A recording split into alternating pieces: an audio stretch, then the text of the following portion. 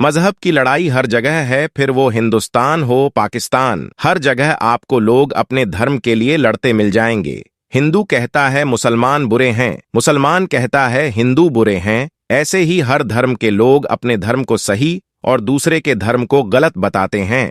प्यारे दोस्तों, आज हम आपको एक कलाम का तुजुर्मा बताएंगे जो कि आज की वीडियो को खास बनाने वाला है, तो आप वीडियो को बिल्कुल भी स्किप मत कीजिएगा, हमारे साथ बने रहे। इसी तरह की इस्लामिक घटनाओं और वाक्य से रूबरू होते रहने के लिए आज ही सब्सक्राइब करें हमारे चैनल इस्लाम हिस्ट्री को और साथ ही बेल आइकॉन को प्रेस करें।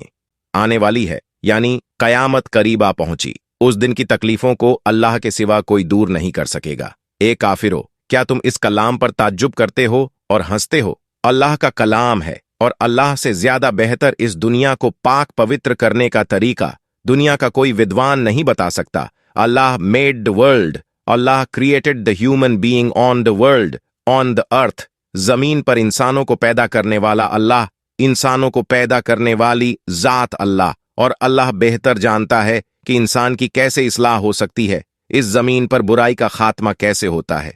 ये किसी मौलाना का नहीं कहना है कि जिना करने वाले मर्द औरत को लाओ मैदान में और उनको 100 कोड़े बरसाओ, बल्कि यह अल्लाह का फरमान है। दोनों जिना करने वाले मर्द और औरत को, जिना करने वाली औरत को, जिना करने वाले मर्द को, दोनों को लोगों के सामने में लाओ और उनके पीठ पर लेदर के कोड़े से 100 कोड़े बरसाओ, ताकि उनके बदन से चमड़ा फटकर खून निकले और चीखे और चिल्लाए। और कुरान आगे बयान करता है, ए दुनिया वालों, अगर कोई जानी लड़की लड़का हो, अगर वह किसी मंत्री का बेटा हो या पीएम का भतीजा हो या सीएम का रिश्तेदार हो या डीएम का कोई रिश्तेदार हो। 1991 में राजस्थान में डीएम का भांजा एक बेटी की इज्जत लूटता है, उसको सिर्फ इसलिए छोड़ दिया जाता है, उसके ऊपर कार्रवाई नहीं होती कि डीएम का भतीजा था। उत्तर प्रदेश में एक मिनिस्टर का बेटा कुत्ल करता है तो इसीलिए छोड़ दिया जाता है कि मंत्री का बेटा है। लेकिन दोस्तों, आओ हमारे कुरान में देखो बुराइयों का इलाज कैसे किया जाता है। अल्लाह का कुरान, कोई भेदभाव नहीं। जब तुमको सजा देना हो तो कोई कंप्रोमाइज नहीं कि यह बेटा किसका है या बेटी किसकी है। उनके बदन पर 100 कोड़े लगने चाहिए। और सुनो, बंद कमरे में नहीं बल्कि मैदान में, लोग के बीच में, ताकि लोग देखे, इबरत हासिल करें, ताकि कल चलकर किसी समाज की बेटी की इज्जत ना लूटी जाए। हम कहते हैं इस देश के प्राइम मिनिस्टर साहब से हमारे कुरान के मेथड को अप्लाई कीजिए, हमारे देश की बेटियों की इज्जत लुटने से रुक जाएगी। आज आप रेपिस्ट को छोड़ देते हैं, आज रेपिस्टों को उनको मुजरिम साबित करने में 2-2, 3-3 साल लग जाते हैं, जब तक कुछ भी हो जाता है। इसीलिए हम कहते हैं कि हमारा कुरान बुराई का इलाज बताता है और सख्त जरूर है, लेकिन अगर एक मर्तबा किसी को सजा मिल जाए तो दूसरा नौजवान सर उठाकर किसी बेटी की इज्जत लूटने की कोशिश नहीं करेगा। अल्लाह ने कुरान करीम के अंदर जिना से बचने का उपाय और रास्ता बताया है। 14 तारीख को हमारे इस देश के अंदर हमारे हिंदू भाइयों ने एक बहुत बड़ी पूजा की है। कौन सी? सरस्वती पूजा की है। सरस्वती पूजा स्कूल में भी होती है और गांव देहात में भी करते हैं। पता क्यों करते हैं? सरस्वती माते, सरस्वती देवी, ये ब्रह्मा जी की पत्नी है। लेकिन आज तक हमें यही मालूम था कि सरस्वती जी ब्रह्मा जी की पत्नी है। लेकिन जब हमने डीप में जाकर रिसर्च की, शायद हमारे सनातन धर्मी भाई को मालूम ना हो, पुराण में बताया गया है कि ब्रह्मा जी की 5 बीवियां हैं। उनमें से सबसे छोटी पत्नी का नाम सरस्वती है, जिसको ज्ञान देवी माना जाता है और फन और आर्ट की देवी माना जाता है। यानी स्कूलों में इसलिए पूजा करते हैं ताकि सरस्वती देवी खुश होकर के उनको कुछ ना कुछ ज्ञान दे। इसलिए कहा गया, ओम श्री सरस्वत्यै नमः, ये मंत्र पढ़ा जाता, ओम श्री सरस्वत्यै नमः। हे सरस्वती देवी जी, हम आपके सामने नमन करते हैं, आप हमको ज्ञान दीजिए। लेकिन श्री ब्रह्मा जी के सरस्वती जी सिर्फ धर्मपत्नी नहीं है, 4 और है, गायत्री देवी, सुमित्रा देवी, श्रद्धा, मेधा, ये 4 है। कुरान में 4 बीवी है और श्री ब्रह्मा जी की 5 बीवियां हैं। श्री कृष्ण जी की कई सारी हैं। राजा दशरथ की 3 माएं हैं। हमने आपको तकलीफ नहीं पहुंचानी है, मैं इसलिए चर्चा कर रहा हूं। यह कहना चाहता हूं कि इस देश के अंदर में हर धर्म के अलग अलग कायदे हैं। धर्म को सामने लाकर लड़ने झगड़ने मरने पीटने की जरूरत ही नहीं थी। आप धर्म के अंदर अच्छा काम कीजिए, आप अच्छा रहेंगे तो आप स्वर्ग को जाएंगे। मुसलमान अच्छा रहेगा तो मुसलमान जन्नत में जाएगा। लेकिन धार्मिक बातों को सामने ला करके एकदम बिल्कुल आमने सामने आ जाना, टोपी और दाढ़ी को देखकर आमने सामने आ जाना, प्राण प्रतिष्ठा को लेकर के जनाब जदो कोप करना, प्राण प्रतिष्ठा कुरान में भी है। अभी हिंदू भाइयों के यहाँ राम मंदिर पर प्राण प्रतिष्ठा हुआ, कोई बात नहीं, वो आपका अकीदा आप करते हैं। प्राण प्रतिष्ठा कुरान में भी है, लेकिन कुरान में अलग तरीके से है।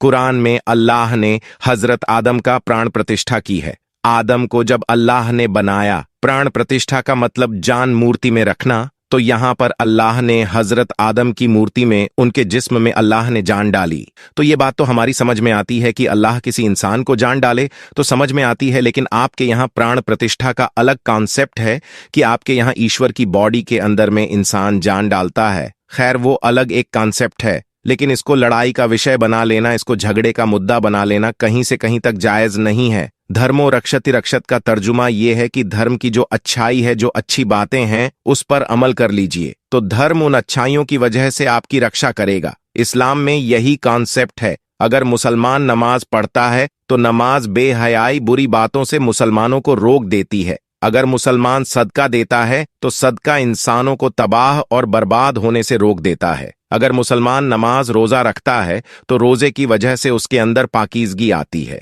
लेकिन इसका यह मतलब नहीं कि शरीयत की हिफाजत करो, तीर और तलवार लेकर, डंडे लेकर, लाठी लेकर आ जाओ मैदान में और शरीयत की रक्षा करो। नहीं, शरीयत की हिफाजत उस पर अमल करके है। हम मुसलमानों से कहना चाहते हैं, मेरे इस देश के मुसलमानों, आज अल्लाह आपसे नाराज है। आज अल्लाह तबारक व ताला की कुदरत नाजिल नहीं हो रही। मस्जिदें शहीद की जा रही हैं, मदरसों में ताले डाल दिए गए। आपको कोई झूठ नहीं बोला जा रहा। अपनी नजरों के सामने में कई मदरसों में ताले लगे हुए हमने देखे हैं, सिर्फ इस बुनियाद पर कि मदरसों में कुरान पढ़ाया जाता है, सिर्फ इस बुनियाद पर मदरसों में हाफिज ए कुरान पढ़ाया जाता है, सिर्फ इस एलिगेशन पर कि इन मदरसों में आतंकवाद को बनाया जाता है। कौन बताए उन्हें कि अगर ये मदारिस ना होते, आज जो आजादी की सांस इस देश के अंदर ली जा रही है, आज ये देश आजाद नहीं होता।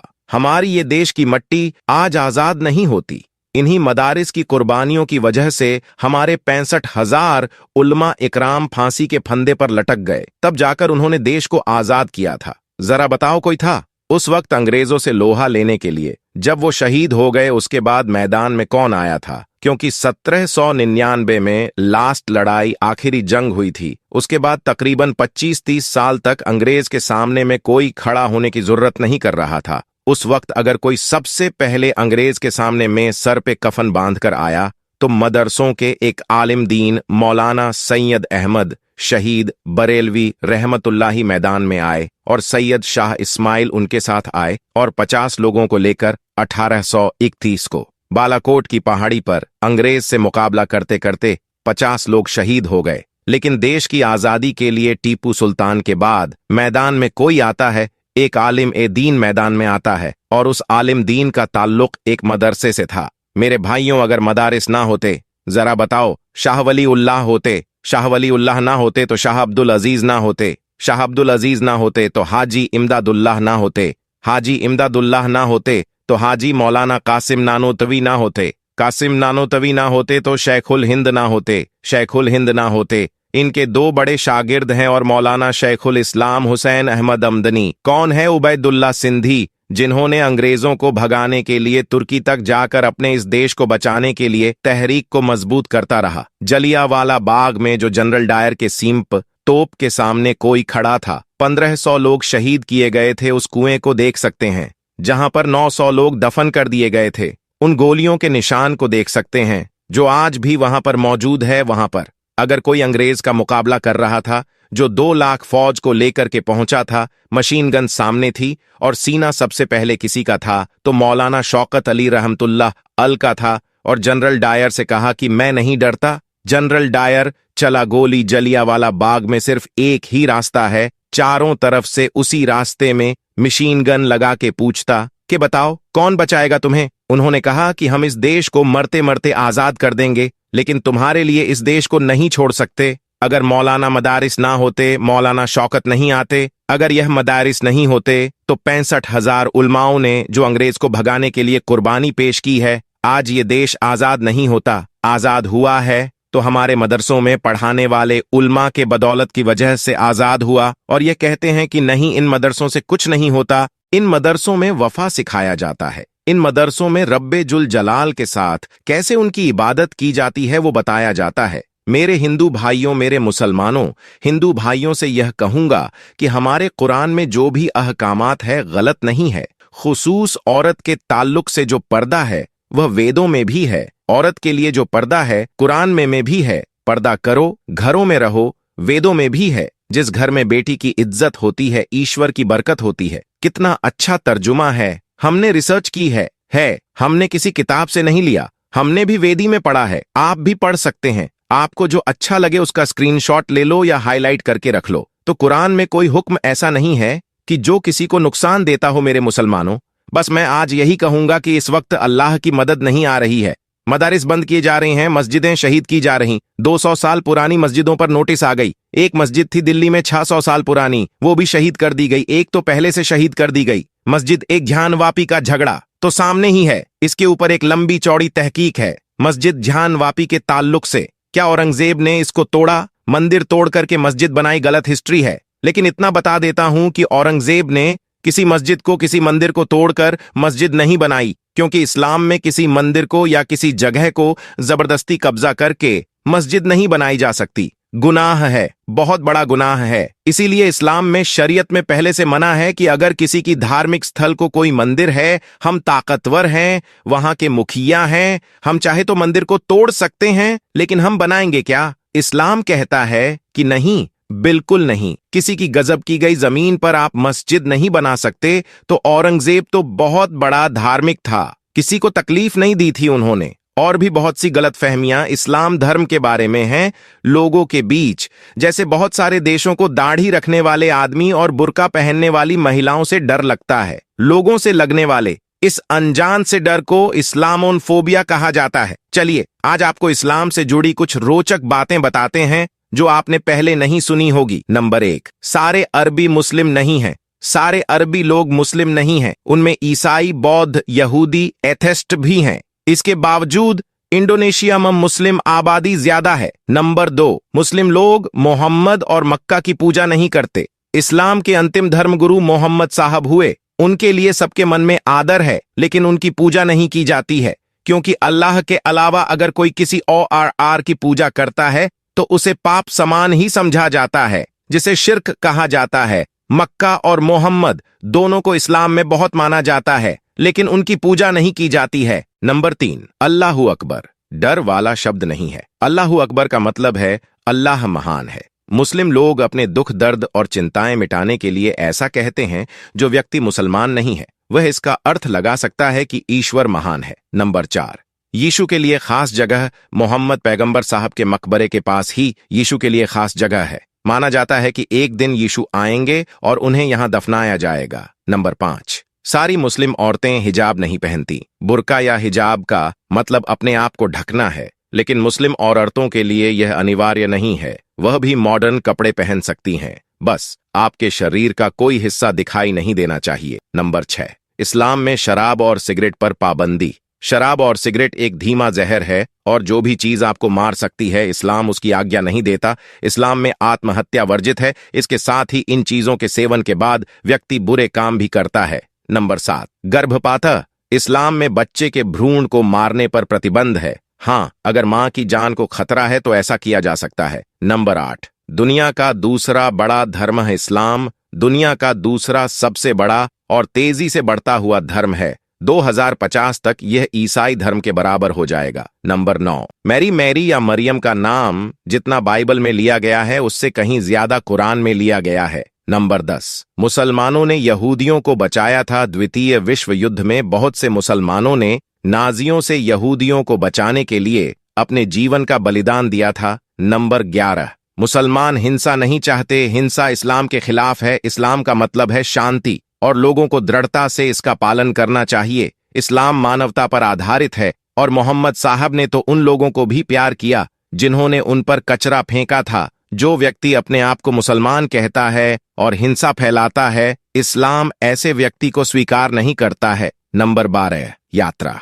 मुस्लिम महिलाएं अकेली यात्रा नहीं कर सकती हैं। यह केवल उनकी रक्षा के लिए है। उन्हें अपने पिता, भाई या पति के साथ ट्रैवल करना चाहिए। फिर भी कुछ महिलाएं इसका पालन नहीं करती हैं और अकेले ही यात्रा करती हैं। वहीं कई मुस्लिम देशों में महिलाओं को अकेले यात्रा नहीं करने के चलते कानून बना हुआ है। अब आगे हम आपको बताने जा रहे हैं मुस्लिम धर्म के लोगों की वह बातें जो बहुत अच्छी है और उन्हें देखकर कोई बुरा नहीं कह सकता। आइए बताते हैं। हर शुक्रवार नमाज पढ़ना। मुस्लिम धर्म के लोगों को देखा जाए तो वह हर शुक्रवार को नमाज पढ़ते हैं। हर शुक्रवार के दिन आप मस्जिदों में भीड़ देख सकते हैं जो नमाज पढ़ने के लिए रहती है। मुस्लिमों के हर घर में सजदे होते हैं और हर उम्र के लोग सजदा करते हैं। यहाँ बच्चों को भी बचपन से ही नमाज पढ़ने के लिए कहा जाता है और वह बच्चा अपने बड़ों की बात को मानकर हर दिन नमाज पढ़ता है। वहीं अगर हम हिंदू धर्म के लोगों के बारे में बात करें तो आजकल आप देख सकते हैं वह मंदिर भी बड़ी मुश्किल से जाते हैं।